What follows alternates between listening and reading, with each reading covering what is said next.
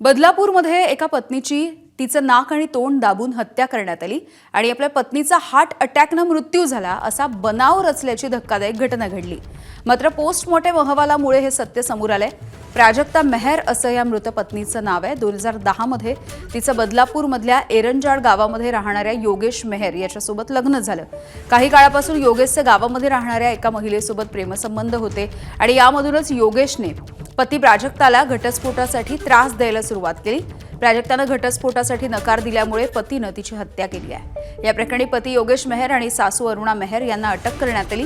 तर या प्रकरणामध्ये योगेशची प्रेयसी पूजा मेहर तसंच नणंद हर्षदा कोंडिलकर, कुसुम बोराडे यांना देखील आरोपी करण्याची प्राजक्ताच्या कुटुंबियांची मागणी आहे।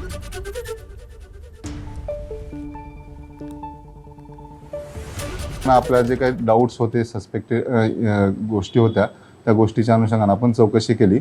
चौकशीअंती सदर महिलेचा मृत्यू हा गळा आणि नाक दाबून हे झालेलं असं निष्पन्न होत आहे। सध्या आपण 2 लोकांना अटक केलेली आहे, त्यामध्ये एक त्यांचे पती आणि सासूला ताब्यात घेतलेला आहे। सदर पती जे आहे त्याचे बाहेर संबंध असल्याची तक्रार आमच्याकडे प्राप्त आहे।